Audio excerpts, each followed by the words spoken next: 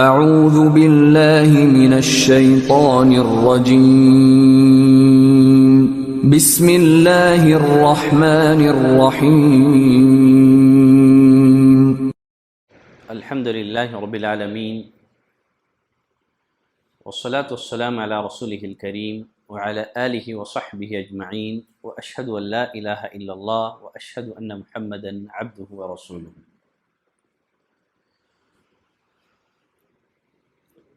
ایمان کے ارکان میں ایک اہم ترین رکن آخرت پر ایمان لانا ہے۔ آخرت پر ایمان لانے میں 9 یا 10 باتیں شامل ہیں۔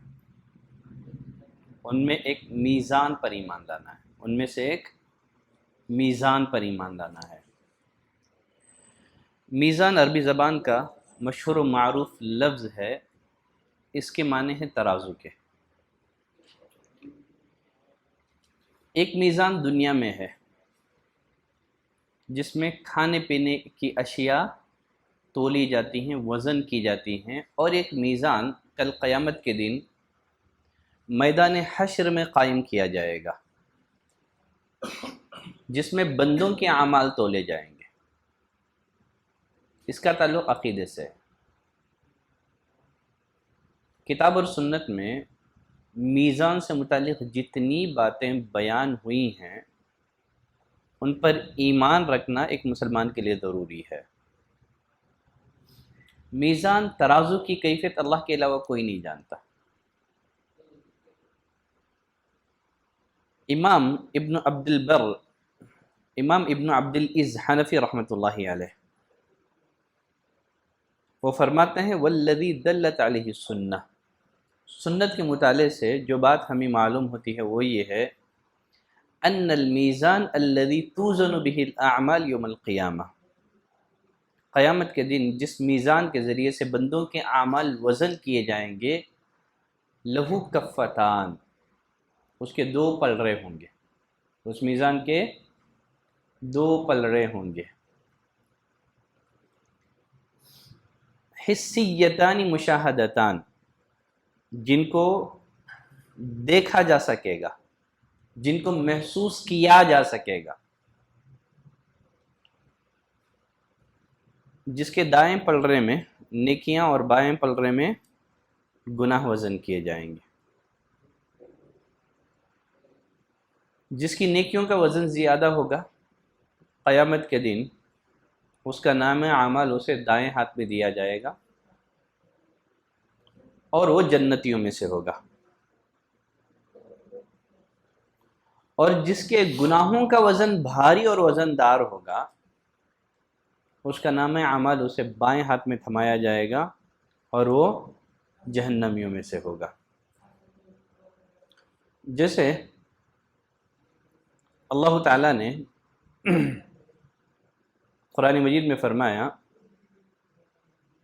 والوزن یومئذ الحق، قیامت کے دن وزن کا ہونا ایک اٹل حقیقت ہے۔ فمن ثقلت موازینہ، جس کے پلڑے بھاری ہوں گے، یعنی نیکیوں کے پلڑے بھاری ہوں گے، فاولئک هم المفلحون، یہی لوگ فلاح پائیں گے۔ ومن خفت موازینہ، یقیناً جس کے پلڑے ہلکے ہوں گے، فاولئک الذین خسروا انفسهم، یہی وہ لوگ ہیں جنہوں نے اپنے آپ کو خسارے میں ڈالا، بما كانوا بآیاتنا یظلمون، کیونکہ وہ ہماری آیتوں کے ساتھ ناانصافی کیا کرتے تھے۔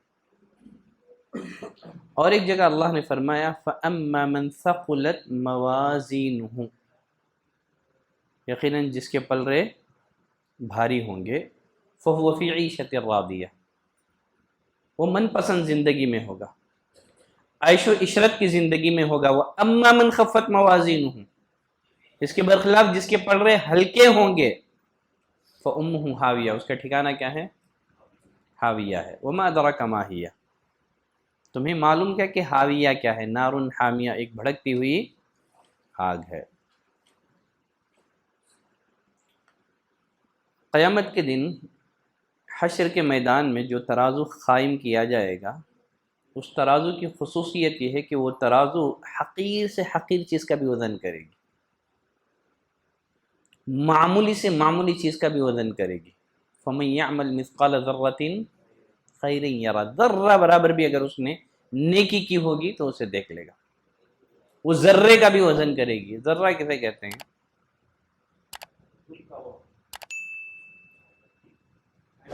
گھر کے روشن دان سے جب روشنی آپ کے بیڈ روم میں پڑتی ہے، آپ کے گھر میں پڑتی ہے، سورج کے شعاعوں میں آپ کو جو ذرات دکھائی دیتے ہیں وہی ذرہ ہے. تو اس میزان کی خصوصیت یہ ہے کہ وہ ذرے کا بھی وزن کرے گی. جیسے اللہ تعالیٰ نے فرمایا وَنَضَعُ الْمَوَازِينَ الْقِسْطَ لِيَوْمِ الْقِيَامَةِ، ہم قیامت کے دن ٹھیک ٹھیک وزن کرنے والا ترازو لا کر کے درمیان میں رکھ دیں گے. فَلَا تُظْلَمُ نَفْسٌ شَيْئًا، کسی پر ذرہ برابر بھی ظلم نہیں کیا جائے گا. وَإِن كَانَ مِثْقَالَ حَبَّةٍ مِّنْ خَرْدَلٍ، اگر کسی نے رائی کے دانے کے برابر بھی کوئی عمل کیا ہوگا أَتَيْنَا بِهَا، ہم اسے بھی سامنے لائیں گے. وَكَفَى بِنَا حَاسِبِينَ، حساب چکانے کے لیے ہم کافی ہیں.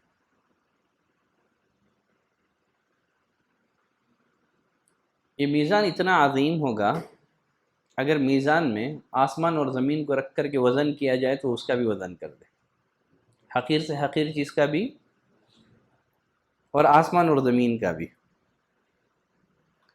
سلمان الفارسی رضی اللہ تعالیٰ عنہ کی روایت ہے، رسول اللہ صلی اللہ علیہ وسلم نے فرمایا یوضع المیزان یوم القیامہ، قیامت کے دن میزان قائم کیا جائے گا. فلو اوزن فیہ السماوات والارض، اگر اس میزان میں آسمان اور زمین کو تولنے کے لیے رکھ دیا جائے، ڈالا جائے تو ان کا بھی وزن کر دے.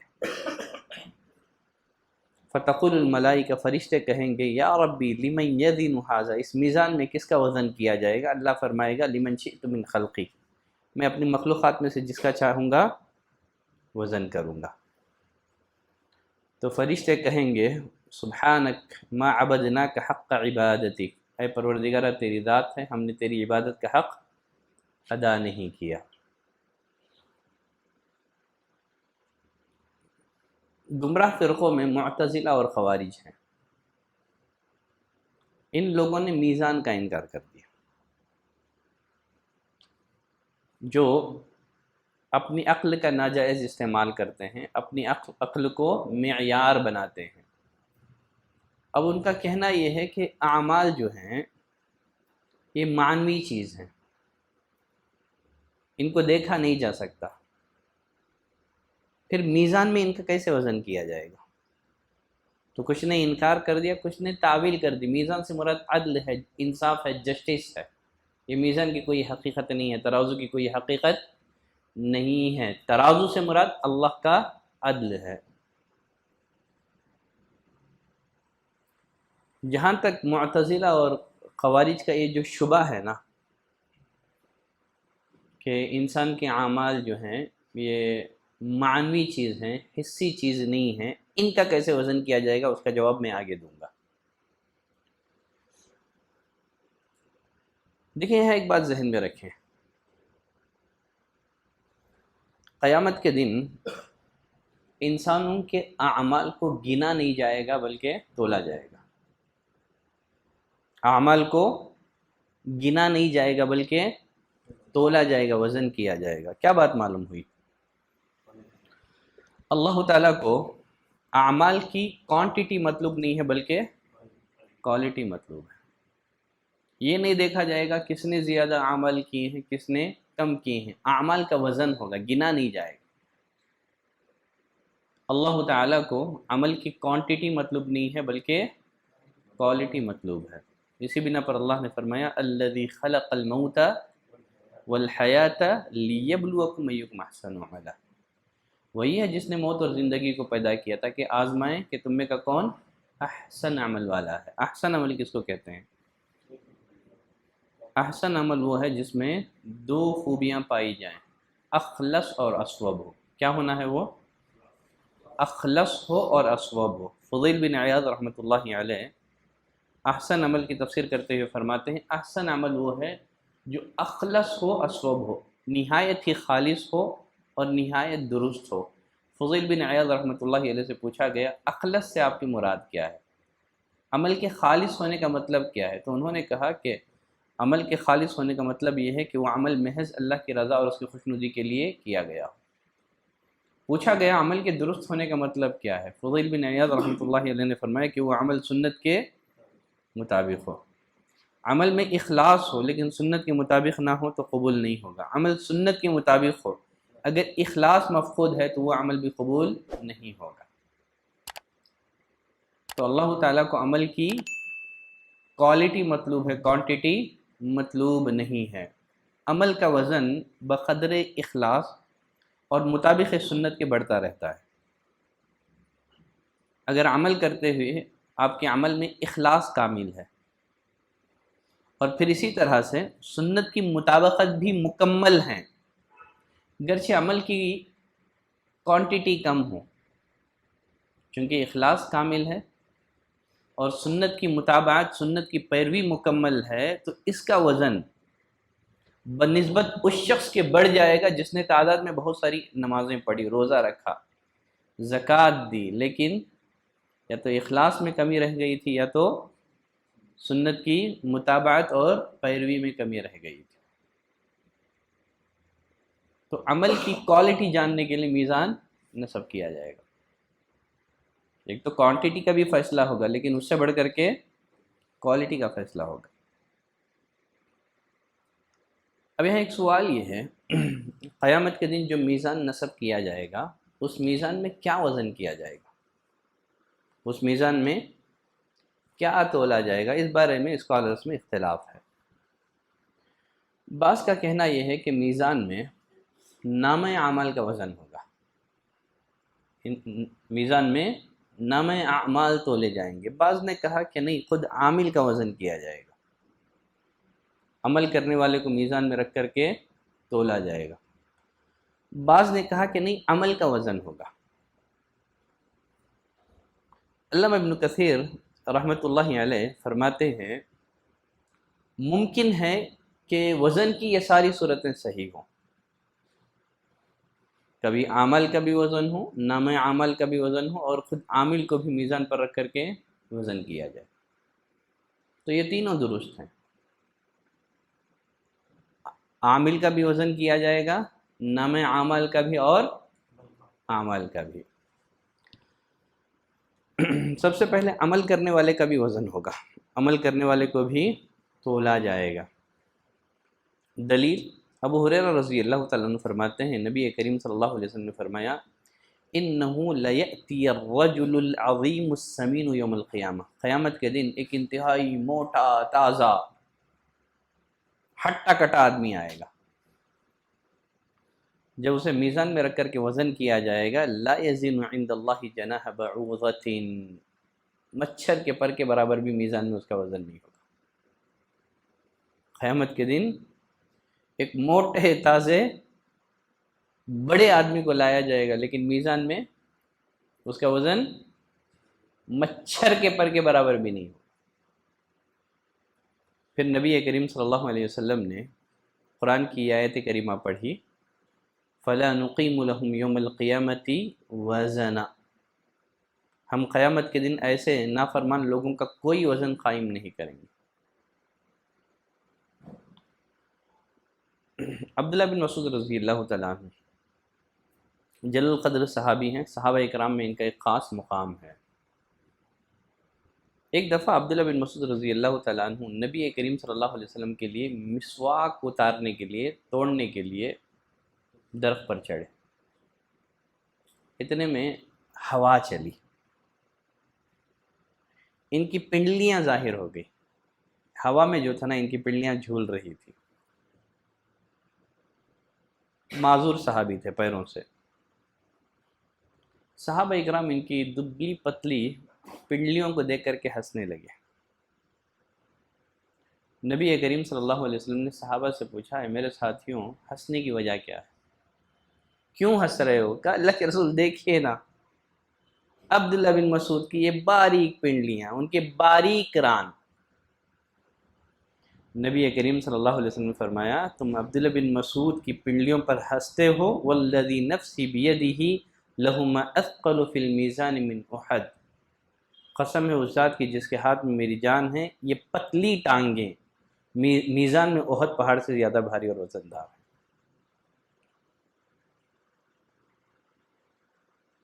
تو معلوم کیا ہوگا؟ معلوم ہوا کہ عامل کا بھی وزن ہوگا، نام عمل کا بھی وزن ہوگا۔ انسان جو بھی عمل کرتا ہے اللہ تعالیٰ نے 2 فرشتوں کو مقرر کر دیا ہے، وہ اس کے ہر قول اور ہر فعل کو لکھ رہے ہیں، ہر چیز ریکارڈ میں لائی جا رہی ہے۔ اس بارے میں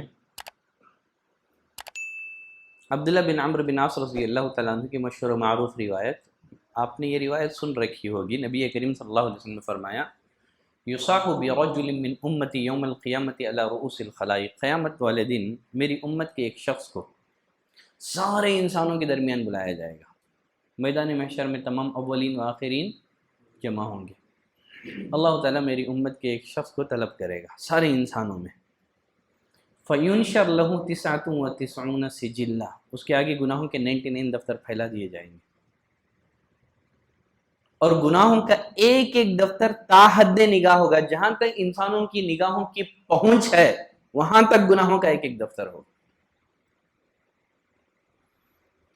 اللہ تعالیٰ اس بندے کو قریب کر کے پوچھے گا أَتُنْكِرُ مِنْ هَذَا شَيْءٍ، اے میرے بندے ان دفتروں میں جو گناہ درج ہیں تیرے، کیا تو ان گناہوں میں سے کسی گناہ کا انکار کرتا ہے؟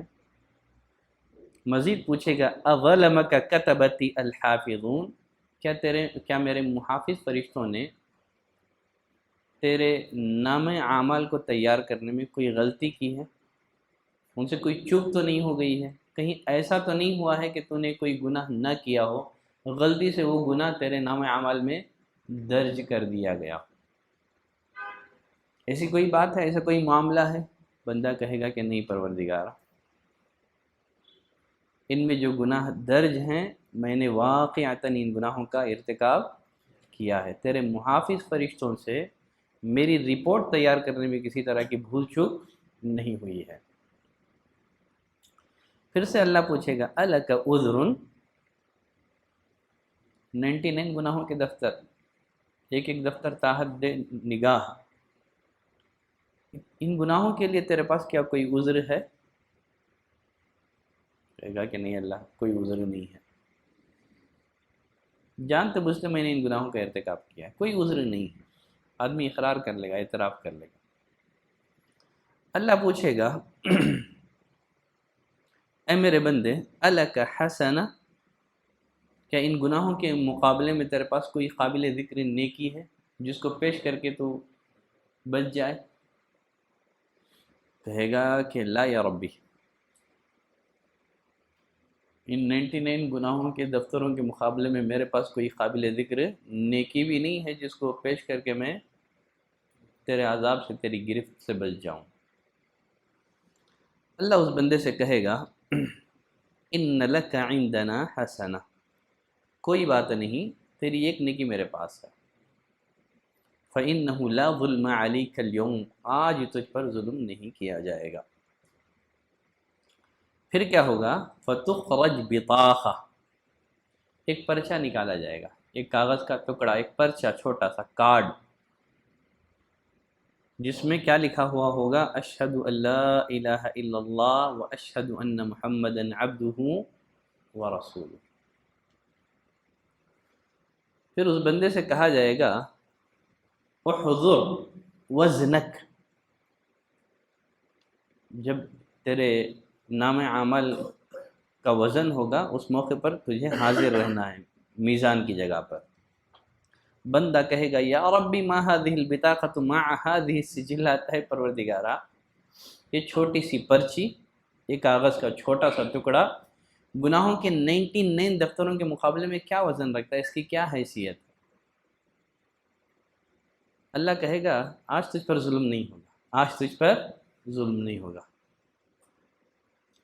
نبی کریم صلی اللہ علیہ وسلم نے فرمایا فتوضع السجلات فی کفہ، گناہوں کے 99 دفتروں کو ترازو کے ایک پلڑے میں رکھ دیا جائے گا، اور وہ جو کارڈ تھا، پرچی تھی، کاغذ کا جو چھوٹا سا ٹکڑا تھا، اس کو ترازو کے دوسرے پلڑے میں رکھا جائے گا۔ تو پھر کیا ہوگا؟ نبی کریم صلی اللہ علیہ وسلم نے فرمایا فتاشت السجلات، جو گناہوں کے 99 دفتر ہیں اوپر اٹھ جائیں گے، اور وہ کاغذ کی جو پرچی تھی وہ بھاری ہو جائے گا۔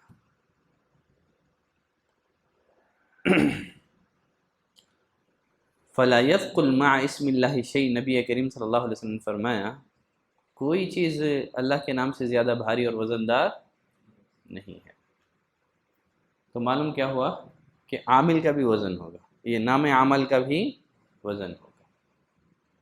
ایک تو عامل کا بھی وزن ہوگا، نام عمل کا بھی وزن ہوگا۔ اب تیسرے نمبر پر بچا کیا ہے؟ عمل کا بھی وزن ہوگا، میزان میں عمل کا بھی وزن ہوگا۔ ابو مالک اشعری رضی اللہ تعالیٰ عنہ فرماتے ہیں نبی کریم صلی اللہ علیہ وسلم نے فرمایا الطہور شطر الایمان، پاکی صفائی آدھا ایمان ہے۔ والحمد للہ تملأ المیزان، اگر بندہ زبان سے ایک دفعہ الحمدللہ کہتا ہے تو اس سے میزان بھر جاتا ہے۔ الحمدللہ کہتا ہے تو اس سے کیا ہوتا ہے؟ میزان بھر جاتا ہے۔ وسبحان اللہ والحمدللہ، بندہ سبحان اللہ الحمدللہ کہتا ہے تو آسمان اور زمین کے درمیان جو خلا ہے نا وہ بھر جاتی ہے۔ تو یہ فضیلت ہے الحمدللہ اور سبحان اللہ کی۔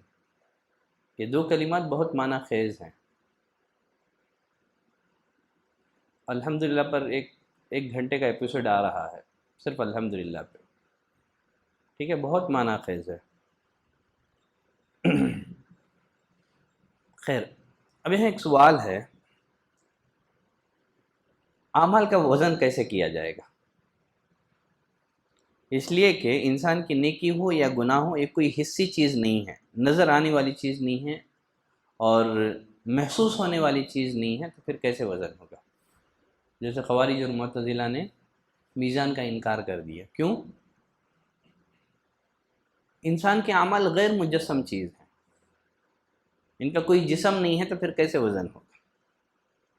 یہ سب مانوی چیزیں ہیں۔ اس کا آسان سا جواب کیا ہے؟ اس کا آسان سا جواب کیا ہے؟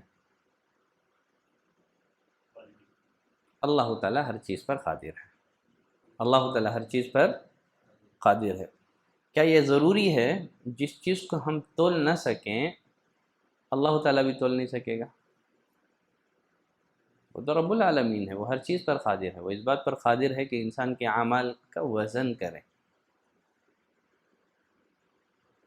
جیسے اللہ تعالیٰ نے اپنے بارے میں فرمایا وَمَا ذَلِكَ عَلَى اللَّهِ بِعَزِيزٍ، اللہ کے لیے کوئی بھی چیز مشکل نہیں ہے۔ وَإِذَا قَضَى أَمْرًا، جب اللہ تعالیٰ کسی بھی معاملے کا فیصلہ کرتا ہے فَإِنَّمَا يَقُولُ لَهُ كُن فَيَكُن، بس وہ کہتا ہے ہو جا تو وہ ہو جاتا ہے۔ تو یہ آسان سا جواب کہ اللہ تعالیٰ ہر چیز پر قادر ہے۔ ضروری نہیں ہے کہ جو چیز ہم نہیں کر سکتے تو اللہ تعالیٰ بھی نہیں کر سکے گا۔ کوئی بھی معاملے کو اگر ہم اپنی عقل کے حساب سے سوچیں گے تو پھر ہم یا تو تعویل کا راستہ اپنائیں گے یا تو انکار کا۔ ایک جواب تو یہ ہو گیا۔ دوسرا جواب یہ ہے، بہت ساری چیزیں ایسی ہیں جن کا تولنا ماضی میں مشکل تھا، لیکن آج ان چیزوں کو بھی تول لیا جاتا ہے۔ گیس، ہوا، یہ کوئی مادی چیز ہے، یہ ان کو جسم ہے۔ آج گیس کو تولا جا رہا ہے کہ نہیں تولا جا رہا؟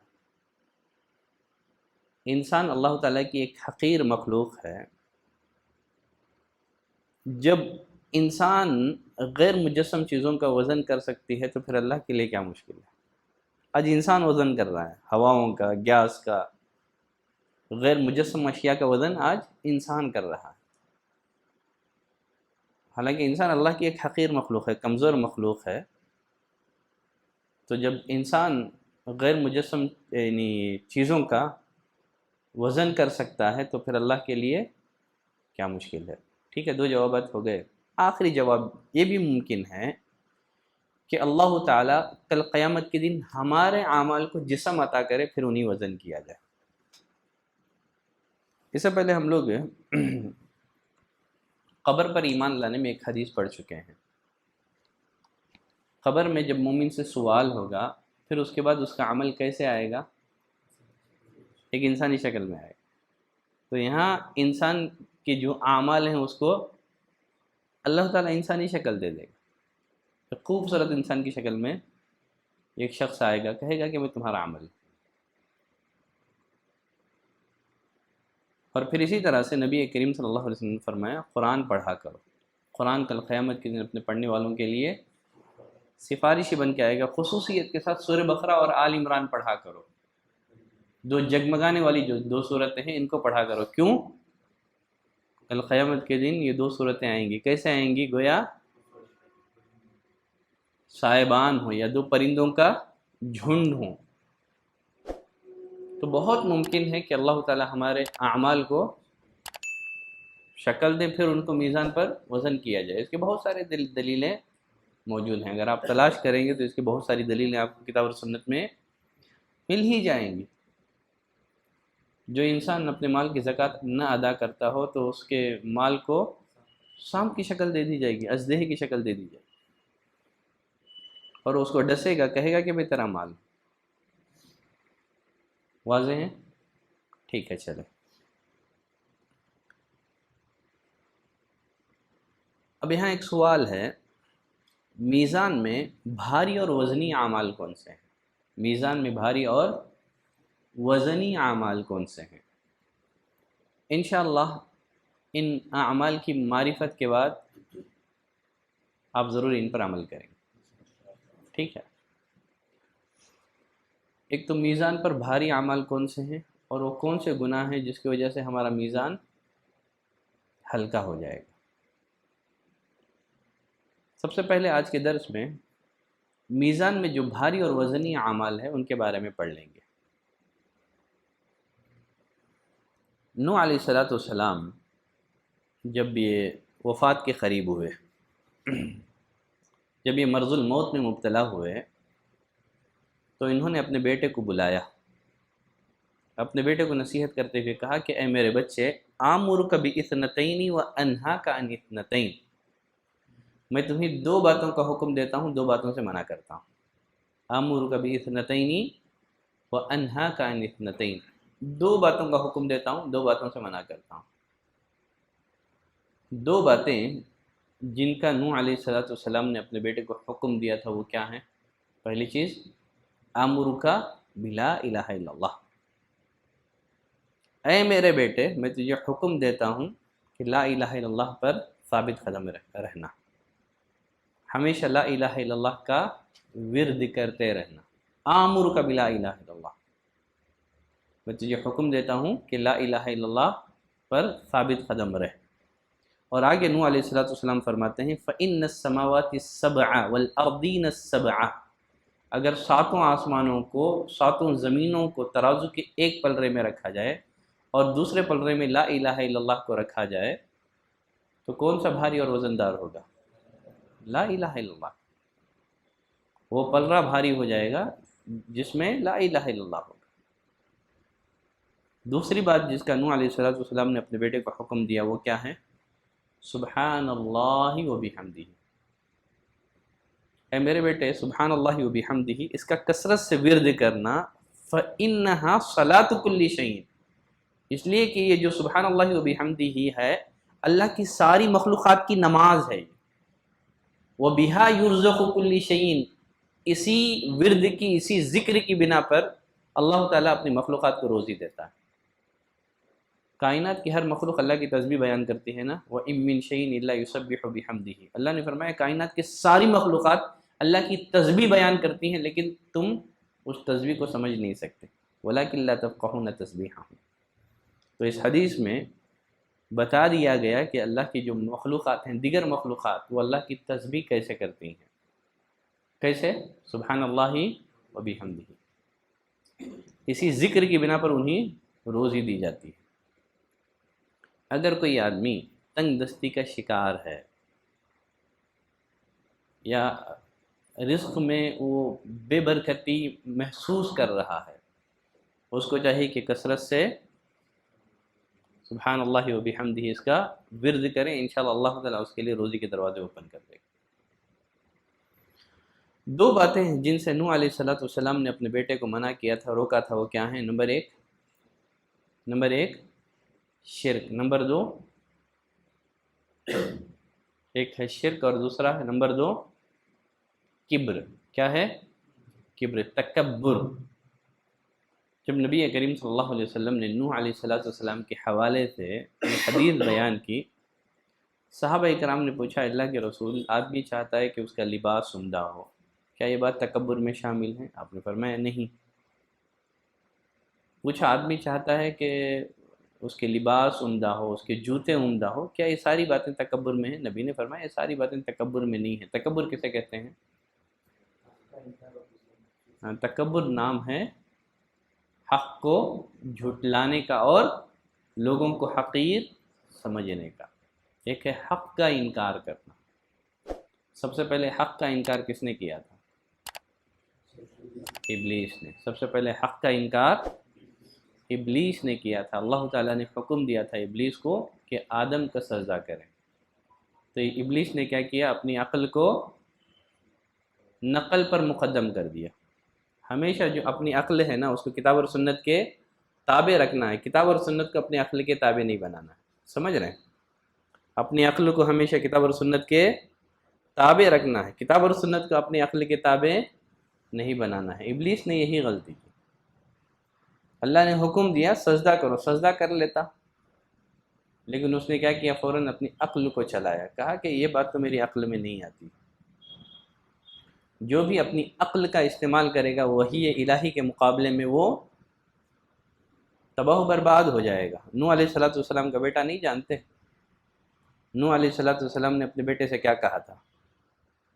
جب طوفان کا آغاز ہو گیا کہا کہ بیٹے آ جا، کشتی میں سوار ہو جا، آج کے دن اللہ کے عذاب سے کوئی نہیں بچا سکتا۔ یہ بات نوح علیہ السلام نے وحی کے روشنی میں کہی تھی، ہے نا؟ لیکن بیٹے نے فوراً اپنی عقل کا استعمال کیا، کہا ابا جان یہ جودی پہاڑ ہے، اتنا اونچا ہے، میں اس پر چڑھ کر کے پناہ حاصل کر لوں گا۔ ابھی باپ بیٹے کے درمیان مکالمہ جاری تھا کہ ایک لہر آئی پانی کی اور نوح علیہ السلام کے بیٹے کو بہا لے گئی۔ تو معلوم ہوا جو بھی وحی الہی کے مقابلے میں اپنی عقل کا استعمال کرے گا وہ اسی طرح بہہ جائے گا، وہ تباہ و برباد ہو جائے گا۔ تو اپنی عقل کو ہمیشہ کتاب اور سنت کے تابع رکھیں، کتاب اور سنت کو اپنی عقل کے تابع نہ بنائیں۔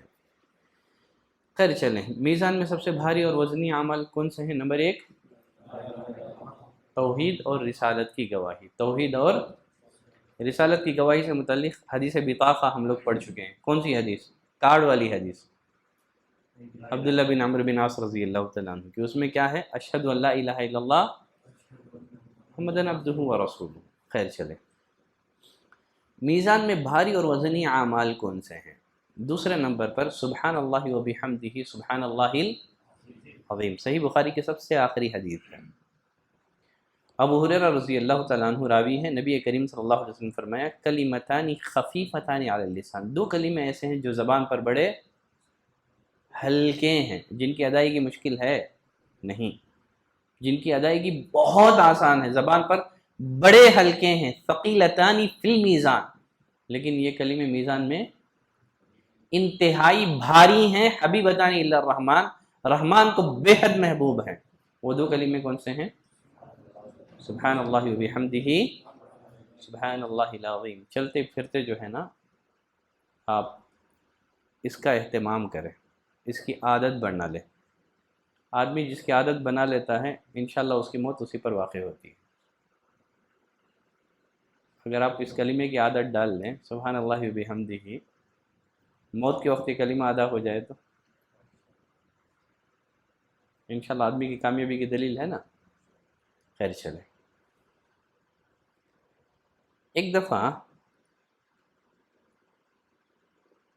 نبی کریم صلی اللہ علیہ وسلم فجر کی صلاۃ پڑھنے کے بعد ام المؤمنین جویریہ رضی اللہ تعالیٰ عنہ کے پاس سے گھر سے نکلے، فجر کی اذان ہو چکی تھی۔ ام المؤمنین جویریہ رضی اللہ تعالیٰ عنہ اپنے مصلی پر بیٹھ کر کے ذکر کر رہی تھی۔ آپ فجر کی نماز پڑھ کے گھر سے نکلے، پھر واپس گھر کو کب آئے؟ چاش کے وقت۔ جب سورج اچھی طرح سے روشن ہو چکا تھا۔ آپ نے دیکھا کہ جویریہ رضی اللہ تعالی عنہ برابر ذکر میں مشغول ہیں۔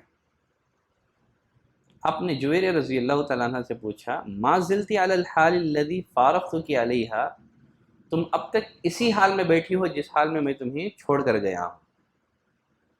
کہنے لگی ہاں اللہ کے رسول، میں برابر اس وقت سے لے کر کے اب تک ذکر میں مشغول تھی۔ نبی کریم صلی اللہ علیہ وسلم نے فرمایا لقد قلت بعدک، میں تمہارے پاس سے جانے کے بعد 4 کلمات کہے ہیں۔ کتنے کلمات؟ لقد قلت بعدک، میں تمہارے ہاں سے جانے کے بعد 4 کلمات کہے ہیں، 3 مرات، 3 مرتبہ۔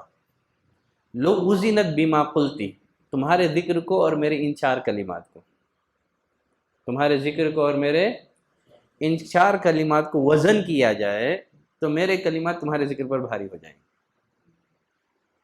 اسی بنا پر نبی کریم صلی اللہ علیہ وسلم نے اپنے بارے میں فرمایا کہ اللہ تعالیٰ نے مجھے جوامع الکلم عطا کی ہیں،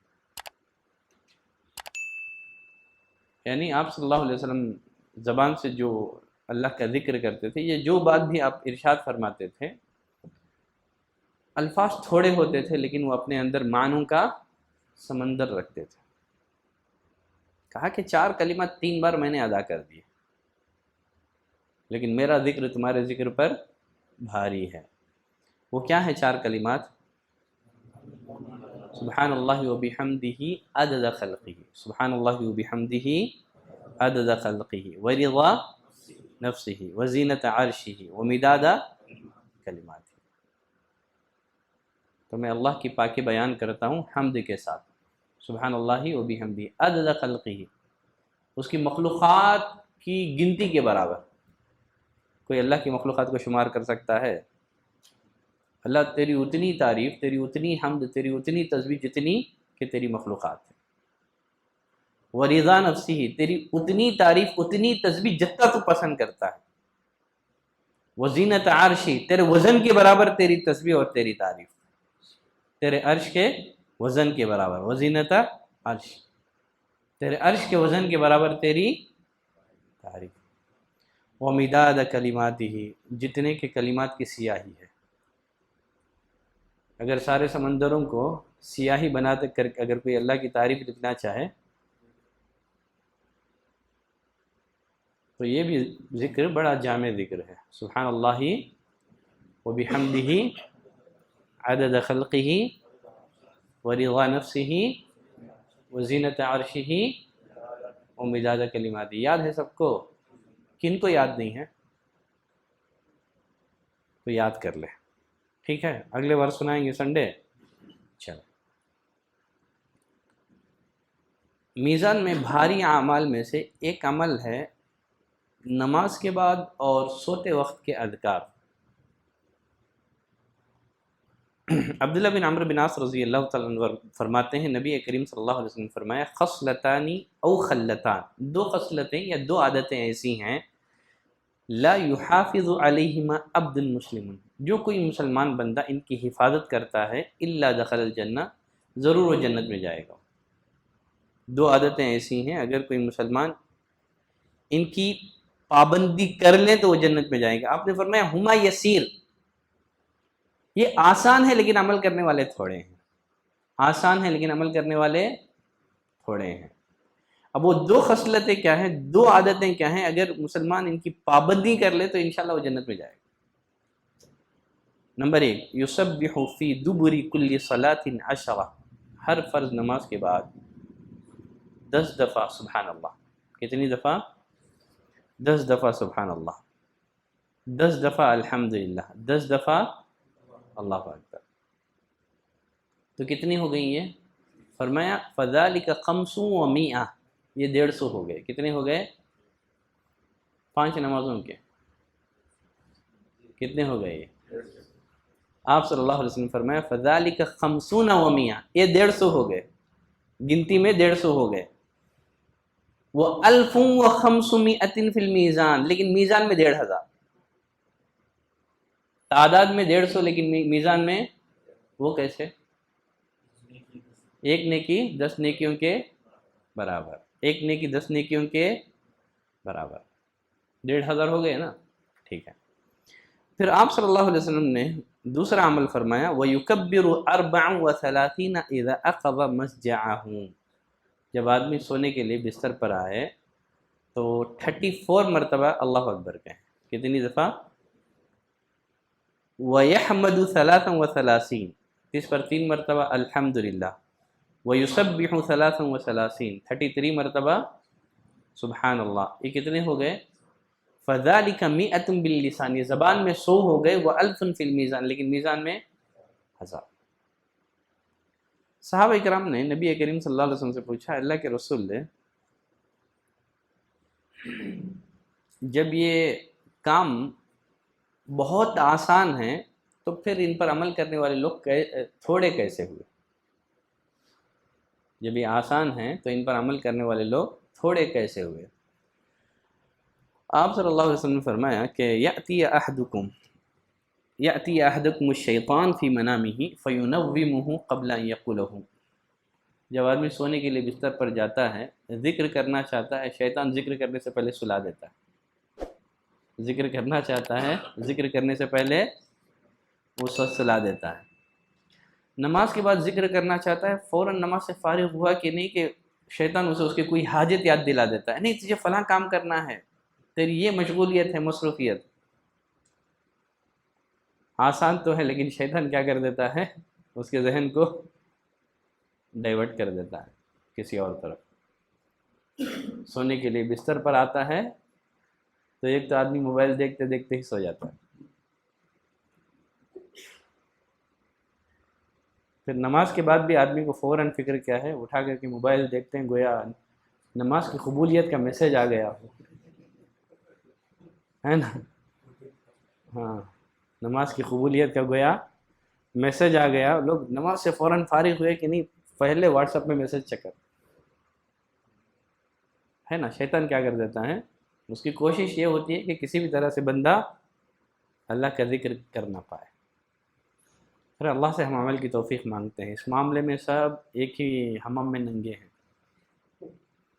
اللہ سب کی حفاظت کرے، سب کو عمل کی توفیق دے۔ کیا عالم کیا جاہل، شیطان سب سے زیادہ علماء کے پیچھے ہی پڑا رہتا ہے۔ خیر، عبداللہ بن عمرو بن عاص رضی اللہ تعالیٰ عنہ فرماتے ہیں، میں نے نبی کریم صلی اللہ علیہ وسلم کو دیکھا، آپ اپنے ہاتھ سے تسبیحات پڑھا کرتے تھے، اپنے ہاتھ سے تسبیحات پڑھا کرتے تھے۔ تو تسبیح کا سب سے بہترین طریقہ یہی ہے کہ آدمی اپنے ہاتھوں سے ہی تسبیحات کرے۔ کیا ہے یہ؟ مسند احمد، سنن ابی داؤد میں روایت موجود ہے۔ عبداللہ بن عمرو بن عاص، ہاں سیدھے ہاتھ سے۔ شیخ البانی صرف سیدھے ہاتھ کے ہی قائل ہیں، گرچہ بعض علماء دونوں ہاتھوں کے قائل ہیں، لیکن شیخ البانی رحمۃ اللہ علیہ فرماتے ہیں کہ یعنی جو لیفٹ ہینڈ سے تسبیحات کرتا ہے اس نے اللہ کی نافرمانی کی، جو دونوں ہاتھوں سے کرتا ہے گویا اس نے اپنے نیک عمل کو برے عمل کے ساتھ ملا دیا۔ اور فرماتے ہیں کہ جس نے سیدھے ہاتھ سے تسبیحات کا اہتمام کیا اس نے سنت کو پا دیا، اس نے سنت کو پا دیا۔ نبی کریم صلی اللہ علیہ وسلم نے عورتوں سے خطاب کر کے فرمایا، یا معشر النساء اعقدن بالانامل، یہ جو تسبیحات ہیں اپنے انامل کے ذریعے سے گنو، اپنی انگلیوں کے پوروں پر تسبیح کرو۔ کیا فرمایا؟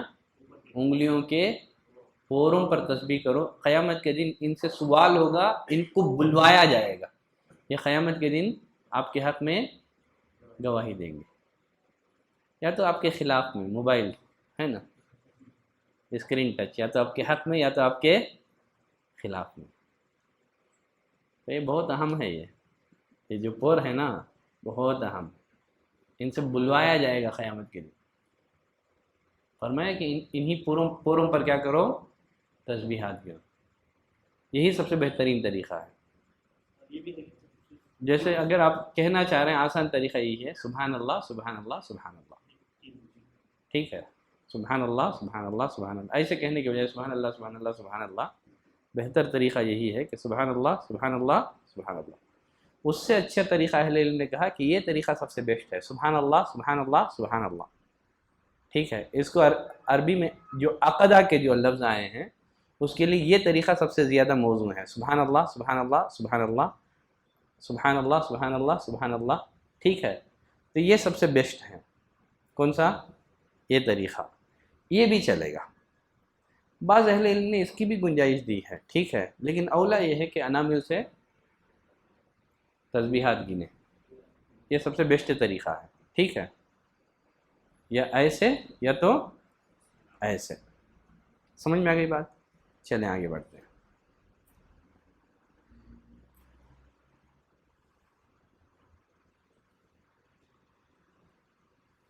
تو سونے سے پہلے اور فرض نماز کے بعد شیطان کو ذلیل کریں گے یا خود ذلیل ہو جائیں گے اس کے ہاتھوں؟ انشاءاللہ انشاءاللہ انشاءاللہ۔ میزان میں بھاری اعمال میں سے ایک عمل ہے انسان کے اچھے اخلاق۔ کیا ہے؟ انسان کے اچھے اخلاق۔ نبی کریم صلی اللہ علیہ وسلم نے فرمایا ما من شیء اثقل فی المیزان من حسن الخلق، میزان میں اچھے اخلاق سے بھاری کوئی عمل نہیں ہے۔ بلکہ اور ایک روایت میں ما من شیء یوضع فی المیزان، میزان میں رکھے جانے والی چیزوں میں اچھے اخلاق سے بڑھ کر کے کوئی وزنی چیز نہیں ہے۔ وَإِنَّ صَاحِبَ حُسْنِ الْخُلْقِ، یقیناً جو اچھے اخلاق کا جو مالک انسان ہوتا ہے اپنے اچھے اخلاق کے ذریعے سے ان لوگوں کے درجے کو پا لیتا ہے جو دن میں صوم رکھتے ہیں، رات میں قیام اللیل کرتے ہیں۔ مومن اپنے اچھے اخلاق سے ان لوگوں کے مقام اور مرتبے کو پا لیتا ہے جس مقام اور مرتبے کو دن میں روزہ رکھ کر کے پایا جاتا ہے، رات میں قیام اللیل کر کے پایا جاتا ہے۔ دیکھیے اسلام میں اچھے اخلاق کی ویلیو کیا ہے۔ اہل علم نے کہا کہ اخلاق کا اسلام میں ایک وسیع تصور ہے، اللہ کے ساتھ بھی اچھے اخلاق ہیں اور بندوں کے ساتھ بھی اچھے اخلاق ہیں۔ اللہ کے ساتھ اچھے اخلاق کیا ہیں؟ کہ بندہ اللہ کے فیصلوں سے راضی ہو جائے، فرائض کی پابندی کریں، محرمات سے اپنے آپ کو بچائیں، اور بندوں کے ساتھ بھی حسن خلق ہیں۔ بندوں کے ساتھ حسن خلق کیا ہے؟ کہ آدمی جب ملاقات کریں تو چہرے پر مسکراہٹ سے جائیں۔ پیسے تو خرچ نہیں ہوتے نا مسکرا کر ملنے سے، نہیں نا، مسکرا کر ملیں، لوگوں کو فائدہ پہنچائیں۔ فائدہ نہیں پہنچا سکتے تو کم از کم کوشش کریں کہ آپ کی ذات سے کسی کو نقصان نہ ہو، اسی کا نام اچھے اخلاق ہیں۔ اچھے اخلاق کی تعریف میں 3 باتیں اہل علم نے ذکر کی ہیں: ملاقات کے وقت چہرے پر مسکراہٹ سجانا، بندوں کو فائدہ پہنچانا۔ فائدہ پہنچانے کی بہت ساری شکلیں، علم سے فائدہ پہنچانا، دولت سے فائدہ پہنچانا، مشورہ دے کر کے فائدہ پہنچانا، ہے نا، سفارش کر کے فائدہ پہنچانا، راستہ دکھا کر کے فائدہ پہنچانا۔ تو جو شکلیں ہیں لوگوں کو، مخلوقات کو فائدہ پہنچانے کی، فائدہ پہنچائیں۔ الاقل فائدہ نہیں پہنچا سکتے اس بات کی کوشش کرو نقصان بھی نہ پہنچاؤ۔ تعریف نہیں کر سکتے تو برائی بھی بیان مت کرو۔ تعریف نہیں کر سکتے تو کم از کم غیبت بھی نہ کرو۔ تعریف نہیں کر سکتے تو کم از کم غیبت بھی نہ کرو۔ خیر چلے، کتنے ہو گئے میزان میں بھاری اعمال میں؟ 6 ہو گئے۔ میزان میں بھاری اعمال میں سے ایک عمل ہے اولاد کی وفات پر صبر کرنا۔ اولاد کی وفات پر صبر کرنا۔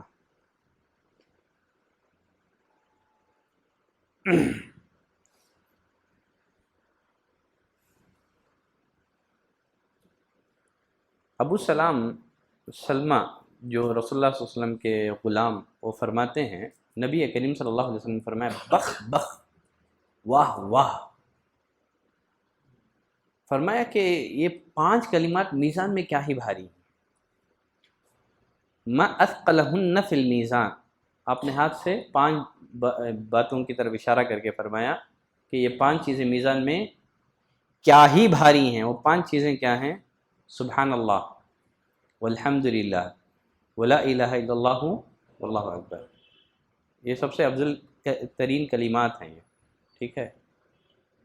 پھر ولد الصالح یتوفی للمرء المسلم، اگر کسی مسلمان کا نیک لڑکا وفات پا جائے، اللہ سے اجر و ثواب کی امید پر وہ صبر کرتا ہے، یہ صبر بھی میزان میں کیا ہی بھاری ہے۔ اولاد کی وفات پر صبر کرنا یہ نیکی بھی میزان پر کیا ہی بھاری ہے۔ بقیہ وہ روایت تو آپ جانتے ہیں، بیت الحمد والی، جانتے ہیں کہ نہیں جانتے؟ کیا ہے بیت الحمد والی روایت؟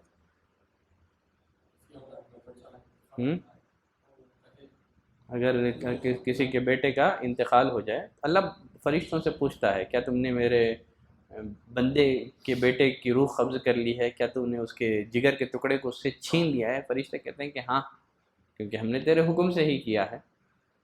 پھر اللہ تعالیٰ فرشتوں سے پوچھتا ہے اس وقت میرے بندے کا ریاکشن کیا تھا، اس وقت میرے بندے نے کیا کہا؟ فرشتے کیا کہیں گے؟ اس نے تیری تعریف کی، اس نے تیری، یہی ہے الحمدللہ، یہی کیا ہے؟ الحمدللہ۔ مصیبتوں میں گھرے رہنے کے باوجود زبان پر اللہ کی تعریف، اس نے الحمدللہ کہا اور انا للہ و انا الیہ راجعون پڑھا۔ اللہ فرمائے گا بناؤ میرے بیٹے کے لیے میرے بندے کے لیے بناؤ میرے بندے کے لیے جنت میں ایک گھر، اور اس گھر کا نام کیا رکھ دو؟ بیت الحمد۔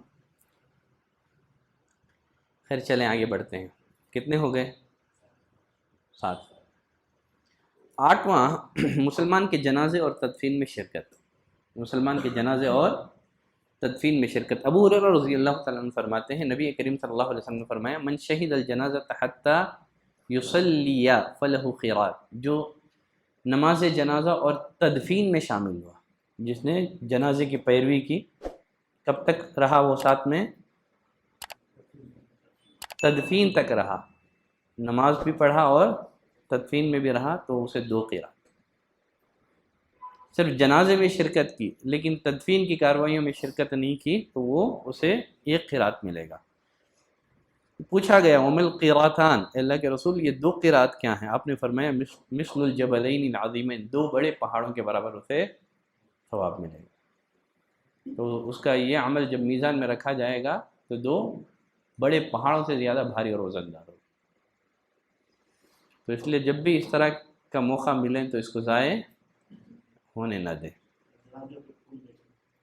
کیا ہے؟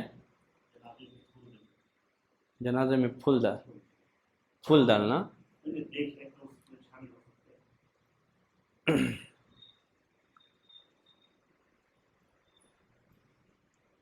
کیونکہ یہ شرک نہیں ہے، یہ کیا ہے؟ یہ بدعات میں سے ہیں۔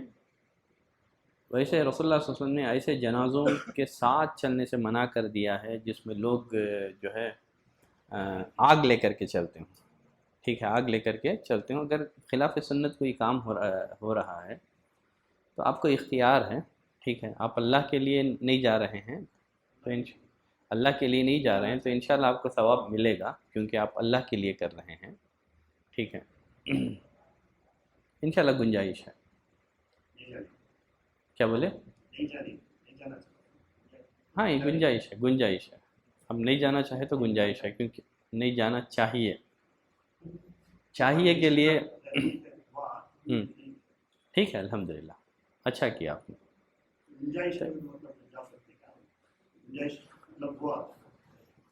خیر ہم لوگ پہلے درس کمپلیٹ کر لیں گے، اس کے بعد اس کی طرف چلیں گے، ٹھیک ہے، کیونکہ فتوے کا معاملہ ہے، تھوڑا بڑے علماء کی طرف رجوع کرنا پڑے گا، ٹھیک ہے، فتوے کا باب وسیع ہے۔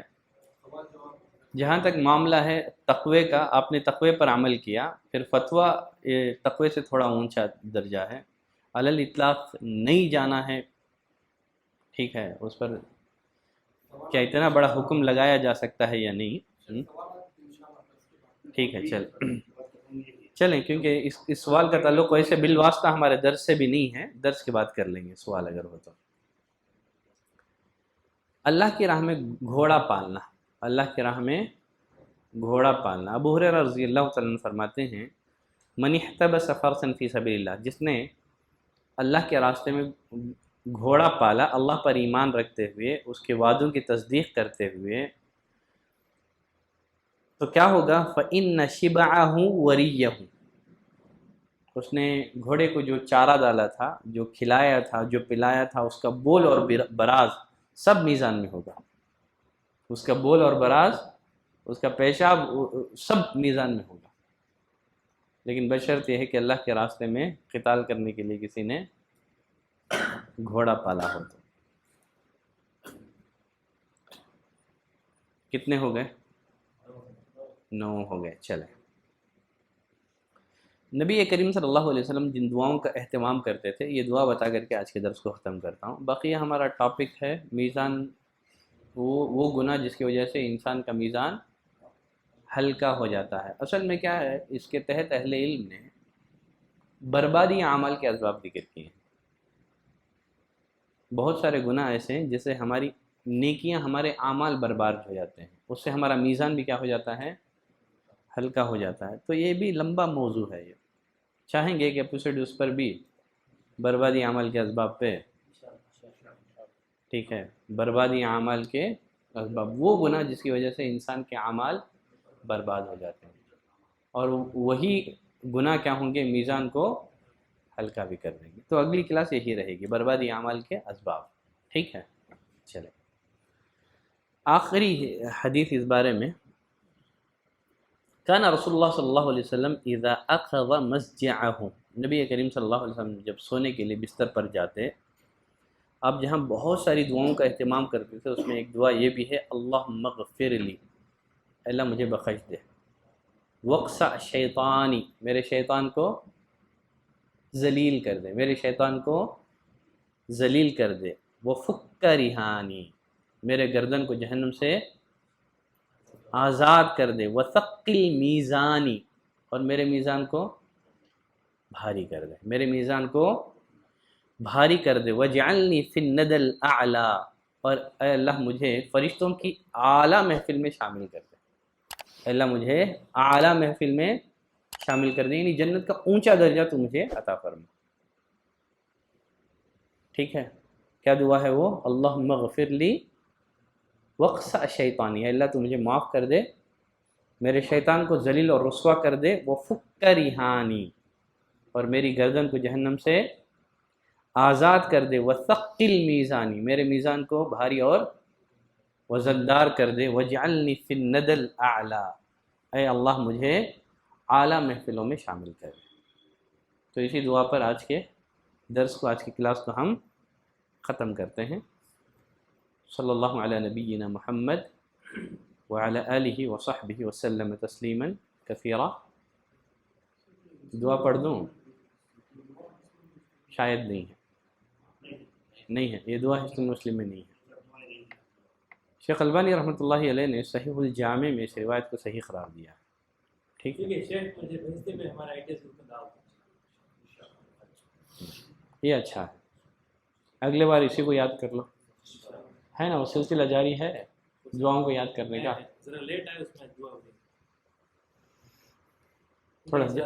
تھوڑا جلدی آ جاؤ، اگلی کلاس میں آ کر کے یہ دعا سیکھ لو، تھوڑا جلدی آ کر کے سیکھ لو.